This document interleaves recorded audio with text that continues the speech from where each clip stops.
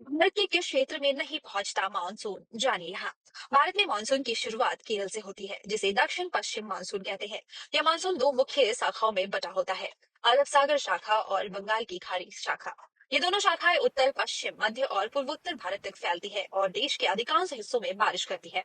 लेकिन क्या आप जानते हैं कि भारत का एक ऐसा इलाका भी है जहां मानसून की बारिश नहीं होती? इस लेख में हम जानेंगे कि भारत के कौन से हिस्से में मानसून से अछूते रहते हैं। दक्षिण पश्चिम मानसून क्या है? जब धरती का तापमान बढ़ता है तो गर्म हवा ऊपर उठती है और एक लो प्रेशर एरिया बनता है। वहीं हिंद महासागर और अरब सागर में तापमान कम होने की वजह से हाई प्रेशर एरिया बनता है। हवा हमेशा हाई प्रेशर से लो प्रेशर की तरफ बहती है। ऐसे में समुद्र से नमी भरी हवाएं भारत की तरफ आती हैं।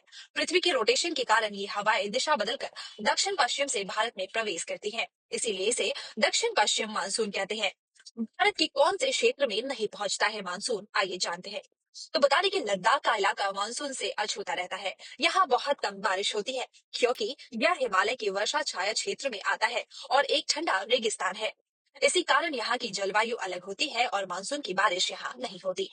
तमिलनाडु का पूर्वी तट। तमिलनाडु के पूर्वी तट पर दक्षिण पश्चिम मानसून की बारिश कम होती है। यहाँ मुख्य रूप से सर्दियों में उत्तर पूर्वी मानसून की बारिश होती है। इस वजह से तमिलनाडु के इस क्षेत्र की बारिश दक्षिण पश्चिम मानसून की बजाय उत्तर पूर्वी मानसून पर निर्भर है। थार मरुस्थल, पश्चिमी राजस्थान। पश्चिमी राजस्थान की थार मरुस्थल में भी बारिश बहुत कम होती है और यहाँ मानसून का प्रभाव न्यूनतम होता है। इस प्रकार भारत के कुछ विशेष क्षेत्र मानसून की बारिश से बच जाते हैं, जो उनकी भौगोलिक और जलवायु स्थितियों के कारण होता है।